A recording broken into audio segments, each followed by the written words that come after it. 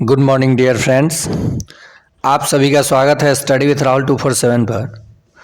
चलिए आज के क्लास में हम लोग देखेंगे 6 to 8 सामाजिक विज्ञान के इस सीरीज़ में बीपीएससी टियर 2 में पूछे गए 40 महत्वपूर्ण प्रश्नों का हल। और इस पेपर का मैं जनरल स्टडीज़ जो 40 प्रश्न है करा चुका हूँ और साइंस भी करा चुका हूँ। जो गणित और विज्ञान वाले हैं उनके लिए तो उसका लिंक मैं डिस्क्रिप्शन बॉक्स में दे दूँगा। और बीपीएससी टियर 3 के सभी प्रश्न 6 to 8 9 10th का प्लेलिस्ट बना चुका हूं, आप वहां से देख सकते हैं पूरे संपूर्ण विश्लेषण के साथ।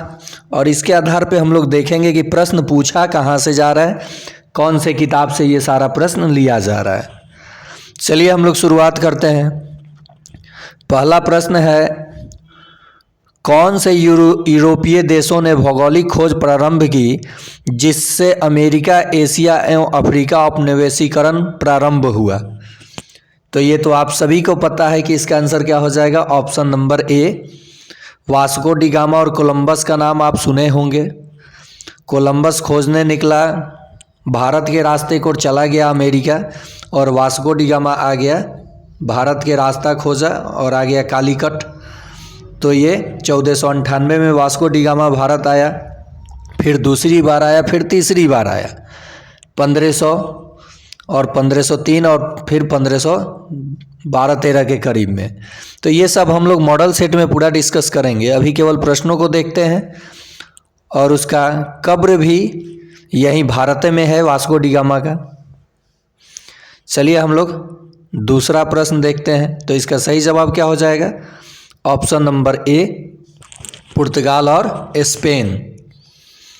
अगला प्रश्न है, प्रारंभिक भौगोलिक खोजों का परंपरागत मत क्या है? तो इसका परंपरागत मत जो है वो है आर्थिक कारण। देखिए भौगोलिक खोज का कारण क्या है, तो ये कोई आंसर पकड़ सकता है। धन कमाने यानी आर्थिक कारण हो सकता है, था भी। नए क्षेत्रों की खोज करना, तो जब दो सही दिखा तो फट दे तीसरा छोड़कर चौथा मारिए डी और आगे बढ़िए। साथ ही साथ मैं तुक्का भी बताऊंगा, जहाँ जहाँ तुक्का दिखेगा। Boston T party class 10th, यानी देखिए सब क्लास 10th के जो टेक्स्ट बुक होता है ना बिहार पब्लिकेशन का, उसे अच्छे से पढ़िए। मैं उसका मॉडल सेट तैयार करूँगा, कर भी रहा हूँ धीरे धीरे। ये पहले प्रश्न पत्र को देख लिया जाए सभी 1 2 3, उसके बाद मॉडल सेट पे ध्यान दिया जाएगा। और जब समय 10-12 दिन बच जाता है तो तुक्का और 100+ स्कोर के लिए कैसे क्या करना है। और अभी से ही बोस्टन टी पार्टी की घटना कब हुई थी? तो इसका सही जवाब हो जाएगा ऑप्शन नंबर सी, 1773 में। चलिए आगे देखते हैं प्रश्न 4 नंबर, अमेरिकी स्वतंत्रता की उद्घोषणा किसने लिखी? तो देखिए वर्ल्ड हिस्ट्री से ये प्रश्न लिया गया है।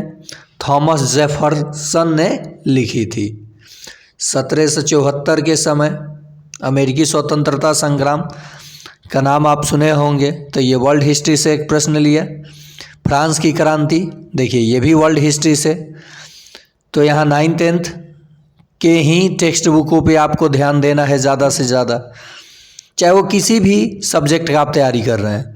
फ्रांस की क्रांति से संबंधित बुद्धिजीवी थे, तो कौन थे? तो इसका सही जवाब हो जाएगा ऑप्शन नंबर डी, क्योंकि ये तीनों के तीनों रूसो, मोंटेस्क्यू, वोल्टेयर, ये सभी लोग फ्रांस से संबंधित, फ्रांस के क्रांति में संबंधित संलग्न थे। चलिए आगे देखते हैं। ग्रेट डिप्रेशन महामंदी डैश का काल था। तो ये अब आप बताइए कि 6 नंबर का आंसर क्या कारण था महामंदी? तो ये आर्थिक समस्या था, धार्मिक समस्या तो नहीं था, लेकिन ये आर्थिक समस्या था। चलिए आगे बढ़ते हैं प्रश्नों के तरफ। कम समय में बेस्ट तैयारी आपको अगर करनी है तो इस चैनल को सब्सक्राइब कर लें, बेल आइकन प्रेस कर लें। प्रत्येक दिन आपको वीडियो इस पे दिया जाता है और उसी के अकॉर्डिंग आप तैयारी करें। झारखंड क्षेत्र में उलगुलान विद्रोह के नायक कौन थे? तो उलगुलान विद्रोह का नायक कौन थे? तो इसका सही जवाब हो जाएगा बिरसा मुंडा। बड़ा ऑप्शन सही ऑप्शन। देखिए तुक्का, ये इसमें नहीं देखिएगा, उपर्युक्त में से एक से अधिक और उपर्युक्त में से कोई नहीं छोड़कर 3 ऑप्शन में देखिएगा जिसका आंसर आपको नहीं पता है और सबसे बड़ा दिख रहा है लंबाई में, वहीं सही हो जाएगा। ज़्यादातर चांस होता है। आंसर पता है तो आंसर के साथ जाइए। दशरथ माझी के नेतृत्व में सफाहर आंदोलन, दशरथ कह रहे हैं, भागीरथ माझी के नेतृत्व में सफाहर आंदोलन किस जनजाति से संबंधित था? तो ये था मुंडा जनजाति से। संथाल, मुंडा, ये सब आप सुने होंगे और आगे सुनेंगे भी। तो ये मुंडा जनजाति से। अगला प्रश्न है, ब्रिटिश काल में भारतीय हस्तशिल्प उद्योग का पतन का कारण था। तो देखिए ऐसे प्रश्नों का जवाब उपर्युक्त में से एक से अधिक होने का ज़्यादा चांस होता है। कारण पूछे, ये देखिए कैसे प्रश्न से पता चलता है कि उसमें एक से अधिक ऑप्शन हो सकता है। ये पूछा और देखिए ऑप्शन देखिए, मशीन निर्मित वस्तुओं से प्रतिस्पर्धा सही है। भारत में ब्रिटिश सरकार की दमनकारी नीतियाँ, बिल्कुल सही है। भारतीय वस्तुओं पर अत्याधिक कर, ये भी सही है। तो इसका आंसर हो जाएगा ऑप्शन नंबर डी। चलिए आगे देखते हैं प्रश्न नंबर 10। औपनिवेशिक शासन ने भारत में कौन सी राजस्व प्रणाली लागू की? तीनों के तीनों दिख रहा है। औपनिवेशिक शासन ने भारत में कौन सी राजस्व प्रणाली लागू की? अस्थाई बंदोबस्त, रैयतवारी और महालवाड़ी। ठीक है, तीनों के तीनों हीटेड प्रश्न है। अलग अलग प्रश्न करके ये पूछा जाता है। तो इसका सही जवाब हो जाएगा ऑप्शन नंबर डी। कर्नवालिस का नाम आप सुने होंगे, मैकेंजी का नाम सुने होंगे। करूँगा, मॉडल सेट में करूँगा, टेंशन नहीं लेना है। एक प्रश्न में हम लोग 4-4, 5-5 प्रश्न को याद करेंगे। लेनिन के द्वारा मांगी गई मांग को अप्रैल थीसिस कहलाती है। क्या है अप्रैल थीसिस? तो इसका सही जवाब हो जाएगा ऑप्शन नंबर डी। प्रथम विश्व युद्ध समाप्त होना चाहिए, कृषकों को भूमि स्थानांतरण होना चाहिए, बैंकों का राष्ट्रीयकरण होना चाहिए। ये तीनों के तीनों मांग थी। नेक्स्ट, निम्न में से कौन सी सिविल कांड 1804 या नेपोलियन सिविल कांड नहीं कोड और यह नेपोलियन कोड से संबंधित महत्वपूर्ण विशेषता है? तो देखिए फिर आ गया महत्वपूर्ण विशेषता है, मार दीजिए डी और निकल जाइए आगे। संपत्ति का अधिकार, विधिक समानता, जन्म के आधार पर भेदभाव की समाप्ति। तो ये इसका सही जवाब हो जाएगा ऑप्शन नंबर डी। चलिए आगे देखते हैं प्रश्न। नेक्स्ट है, सुभाष चंद्र बोस ने किस स्थान से दिल्ली चलो का अपना प्रसिद्ध उद्घोष किया? तो सबसे पहले तो आप जान लीजिए कि दिल्ली चलो का नारा किसने दिया? तो सुभाष चंद्र बोस। तुम मुझे खून दो, मैं तुम्हें आज़ादी दूंगा, सुभाष चंद्र बोस। देश के बाहर, देखिए यहाँ है ऑप्शन है भी, फॉरवर्ड ब्लॉक की स्थापना किसने की? आएगा प्रश्न। तो कहाँ से ये दिल्ली चलो का उद्घोषणा किया था? तो इसका सही जवाब हो जाएगा सिंगापुर से। और देखिए देश के बाहर ही इन्होंने भारतीयों को एकजुट करना किया। नेक्स्ट प्रश्न है, किस कांग्रेस सत्र में असहयोग आंदोलन का संकल्प लिया गया? बताइए किस। गजब, ये कितना डीप प्रश्न पूछ रहा है। अगर आप केवल 1 लाइनर प्रश्न पढ़ रहे हैं कहीं तो नहीं मज़ा आएगा, आपको बुक पढ़ना ही होगा। तो इसका सही जवाब हो जाएगा ऑप्शन नंबर ए, नागपुर के सत्र में। और आपको बताना है कि इसके अध्यक्ष कौन थे। भारतीय राष्ट्रीय कांग्रेस के किस सत्र की महात्मा गांधी ने अध्यक्षता की थी? ये सक्षमता में भी पूछा गया प्रश्न था। तो 1900 बेलगांव 1924 में। देखिए प्रश्न पत्र से ही प्रश्न लिया जा रहा है।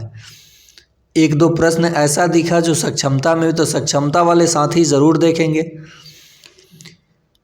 गांधी की प्रसिद्ध दांडी यात्रा को कौन सा आंदोलन कहा जाता है? अरे यार 1930 वाला आंदोलन कौन सा आंदोलन कहा जाता है? बताइए। नमक सत्याग्रह के नाम से जानते हैं या सविनय अवज्ञा आंदोलन के नाम से भी जानते हैं। ठीक है। खिलाफत आंदोलन 1920, भारत छोड़ो आंदोलन 1942, ये सब डिटेल से हम लोग करेंगे और करता भी हूँ क्लास। 1857 के क्रांति में किसने जगदीशपुर में विद्रोह का नेतृत्व किया? देखिए उल्टा क्वेश्चन पूछ दिया। बिहार से किसने नेतृत्व किया और बिहार में किस जगह से किसने नेतृत्व किया? केवल भाषा का खेल है। ठीक है, तो इसका सही जवाब हो जाएगा कुंवर सिंह। लखनऊ से किसने नेतृत्व किया? नागपुर से किसने नेतृत्व किया? दिल्ली से किसने नेतृत्व किया? कानपुर से किसने नेतृत्व किया? ये सब प्रश्न एग्जाम में पूछा जाता है। किसने फॉरवर्ड ब्लॉक की स्थापना की सिंगापुर में? बता दीजिए। इसका जवाब 18 नंबर का आप लोग देंगे क्योंकि मैं पहले ही चर्चा कर चुका था। किसने फॉरवर्ड ब्लॉक की स्थापना की थी? चलिए आगे देखते हैं। किसने वाक्यांश स्वराज्य हमारा जन्मसिद्ध अधिकार है? चलिए बाल गंगाधर तिलक के साथ। बड़ा ऑप्शन सही ऑप्शन। एक चीज़ जान लीजिए, देखिए ये बीपीएससी टीआरई 2 में ज़्यादा प्रश्न पूछा गया है मॉडर्न हिस्ट्री से। किससे? मॉडर्न हिस्ट्री से। और जब 3D एग्ज़ाम का मैं प्रश्न पत्र कराया सामाजिक विज्ञान का, उसका लिंक मैं डिस्क्रिप्शन में दे दूंगा, पूरा प्लेलिस्ट में आप देख सकते हैं। उसमें केवल एंशिएंट हिस्ट्री डाल दिया। तो अब जो टीआरई 4 होगा वो दोनों मिला के प्रश्न देगा, ये गारंटी है, या मॉडर्न ही भर देगा। तो आपको कैसे कौन से टॉपिक को ज़्यादा कवर करना है, ये सारी चीज़ें आपको इस चैनल के माध्यम से टेक्स्ट बुक के द्वारा सेट कर के चीज़ों को दिखा करके कैसे पढ़ना है, कहाँ से प्रश्न को आपको लिखना है, कैसे सोचना है, ये सब मैं बताऊंगा। किसने अवध किसान सभा की स्थापना की थी? बाबा रामचंद्र दास या दयानंद सरस्वती, बिरसा मुंडा? तो 20 नंबर का आंसर हो जाएगा आपका ऑप्शन नंबर ए, बड़ा ऑप्शन सही ऑप्शन। तुक्का, जब आंसर ना पता हो तो ऐसे ही तुक्का सोचिएगा। आनंद मठ की रचना किसने की थी? चलिए बंकिम चंद्र चट्टोपाध्याय। ये दोगों को छोड़िए और बड़ा ऑप्शन कौन है? सी है। देखिए अभी तक बड़ा ऑप्शन में कितना सही चला गया। तो जब आंसर आपको एग्जैक्ट पता ना हो मेरे भाई बहन, तो आप लोग क्या कीजिए कि जो 3 ऑप्शन है उसमें से, अब देखिए इनमें से कोई नहीं है तब तो वो गलत होना ही है, लेकिन अगर उसमें सबसे बड़ा दिख रहा है तो उस पे जाइए जब आंसर नहीं पता है तब। चलिए आगे देखते हैं क्योंकि माइनस मार्किंग है ही नहीं। भारतीय उपमहाद्वीप के उत्तर पश्चिम क्षेत्र में सविनय अवज्ञा आंदोलन का नायक कौन था? अरे भाई ये उत्तर पश्चिम में पूछ दिया। ऑप्शन देखते हैं, ऑप्शन के अकॉर्डिंग चलेंगे हम लोग। अबुल कलाम आज़ाद, शौकत अंसारी, ठीक है, सीमांत गांधी, अब्दुल गफ्फार खान। ये भारतीय उपमहाद्वीप के उत्तर पश्चिम क्षेत्र में सविनय अवज्ञा आंदोलन के नायक थे। चलिए आगे देखते हैं। देखिए कुछ प्रश्न ऑप्शन से भी पकड़ा जाता है अगर आप पढ़े हैं तो। कौन सा स्थान खाजा नामक मिष्ठान के लिए प्रसिद्ध है? आप लोग ब्याह शादी में तिलक में ये दौड़ा जो होता है ना, उसमें पापड़वा मिठाई खाए होंगे, उसे खाजा कहा जाता है। ये क्यों पूछा? क्योंकि इसे जीआई टैग मिला है बिहार की खाजा मिठाई को, और सब जगह के खाजा को जीआई टैग नहीं मिला है, इसलिए ये पूछा है प्रश्न। और ये कहाँ का? तो सिलाव खाजा को जीआई टैग दिया गया है, ग्लोबल इंडेक्स, जो उसकी गुणवत्ता को दर्शाता है, इसीलिए ये प्रश्न पूछ दिया है। तो वैसे ही प्रश्न एग्जामिनर के ध्यान पे आता है। तो सिलाव खाजा नामक मिष्ठान के लिए, कौन सा खाजा मिष्ठान के लिए? तो सिलाव। भागलपुर क्षेत्र प्रसिद्ध है काटन एवं सिल्क। देखिए बड़ा ऑप्शन सही ऑप्शन होना चाहिए, मुझे आंसर नहीं पता है, मैं चला गया ए के साथ। आप देख लीजिएगा वही सही है। चलिए आगे देखते हैं प्रश्न को। अगला प्रश्न है, निम्न में से कौन सा युग्म सही है? लीची मुजफ्फरपुर, सही है। केला वैशाली, तो भाई हाजीपुर वैशाली में ही है, तो ये भी सही होना चाहिए। नहीं तो देखिए ये कैसे कंफ्यूज करना चाह रहा है एग्जामिनर, ये बच्चों को कैसे कंफ्यूज, हाजीपुर ना लिख के वैशाली लिख दिया है। तो जो हाजीपुर है वो वैशाली के अंतर्गत ही आता है, और मैं जो हूँ सारण का हूँ लेकिन वैशाली ज़िला में ही पोस्टेड हूँ, तो यह आंसर ये भी सही हो जाएगा। मखाना मधुबनी, तो ये भी सही है, ऑप्शन डी इसका बिल्कुल सही जवाब हो जाना चाहिए। कहाँ पर सर्वप्रथम छपाई तकनीक का विकास हुआ? चलिए हम लोग चीन चलते हैं, क्लास 10th का ही प्रश्न है, और पुर्तगालियों ने इसे भारत में लाया था। तो 26 का आंसर क्या हो जाएगा? ऑप्शन, अरे अरे अरे, कहाँ पर सर्वप्रथम छपाई तकनीक का विकास हुआ? तो 26 का बिल्कुल सही होना चाहिए, चीन में ही हुआ। कागजी मुद्रा का चीन में ही हुआ। 1917 में कलकत्ता में प्रथम भारतीय जूट मिल की स्थापना किसने की थी? बताइए किसने की थी? तो 27 का आंसर हो जाएगा ऑप्शन नंबर ए, सेठ हुकुमचंद। सेठ हुकुमचंद। अगर मुझे आंसर नहीं पता होता तो मैं बड़ा ऑप्शन इसके साथ जाता, गलत हो जाता, लेकिन मान लीजिए 10 में मैं 2 गलत किया और 8 सही हो गया ये ट्रिक से, तो ट्रिक फ़ायदेमंद है या नुकसानदेह है? बताइए। चलिए आगे देखते हैं, और आपको सेशन कैसा लग रहा है एक बार कमेंट बॉक्स में ज़रूर लिखें। होम चार्जेस क्या है? तो 28 नंबर का आंसर हो जाएगा डी, क्योंकि होम चार्जेस क्या है? तो ये देखिए, इस प्रकार से जब भी ऑप्शन सेट करें तो आप डी के साथ चले जाइए। आगे देखते हैं प्रश्न, किसने स्वदेशी आंदोलन की प्रेरणा हेतु भारत माता की पेंटिंग चित्रित की थी?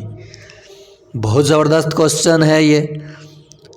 कह रहा है कि किसने स्वदेशी आंदोलन की प्रेरणा हेतु, प्रेरणा के लिए भारत माता की पेंटिंग चित्रित की थी?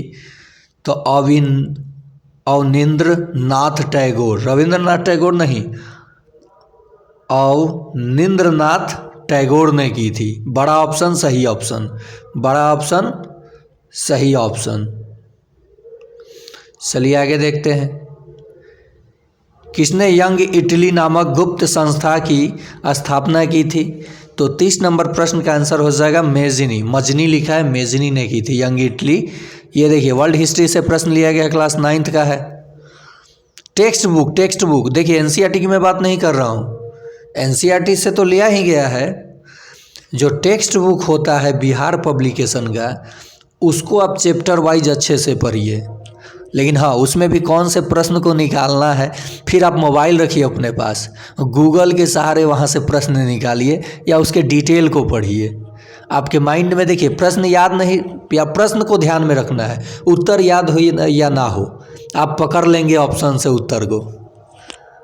ये सब चीज़ें याद थोड़े रहता है, आप अगर पढ़ें पूरा होल थ्योरी सेक्शन को तो आप पकड़ सकते हैं उत्तर को कि क्या होना चाहिए। चलिए अगला प्रश्न है, 1920 के असहयोग आंदोलन के दौरान कांग्रेस के विधान परिषदों की बहिष्कार सिद्धांत को कौन प्रबल विरोधी था? अरे भाई 31 का, तो ये विरोधी कह रहे बहिष्कार सिद्धांत का विरोधी था, तो मोतीलाल नेहरू भी थे, चित्तरंजन दास। तबे ना 1923 में इन्होंने जो 22 का घटना घटा चौरा चौरी 5 फरवरी को, उसके बाद 1923 में स्वराज दल की स्थापना, ये माने बहिष्कार, तो ये विरोधी थे कौन? लाला लाजपत राय। तो इसका सही जवाब हो जाएगा ऑप्शन नंबर डी। क्या हो जाएगा? Option number D. नेक्स्ट देखते हैं प्रश्न, किसने कहा कि क्रांतिकारियों का उद्देश्य आतंकवाद नहीं अपितु क्रांति, और क्रांति का उद्देश्य भारत में राष्ट्रीय सरकार की स्थापना है? किसने कहा था ये बात? तो इसका सही जवाब हो जाएगा option number B, Subhash Chandra Bose ने ही ये बात कहा था। नेक्स्ट प्रश्न है, राष्ट्रसंघ की दायित्वों को निभाने के लिए किस पैक्ट में विभिन्न देशों ने मिलकर यह घोषित किया कि युद्ध को राष्ट्रीय नीति का उपकरण बनाया जाए? तो 33 का उत्तर हो जाएगा option number A, Kellogg Briand Pact. देखिए बड़ा ऑप्शन तो ये है, लेकिन इसका आंसर क्या हो गया, ऑप्शन नंबर ए। अगर आप इसके साथ जाते तो यहाँ गलत हो जाता।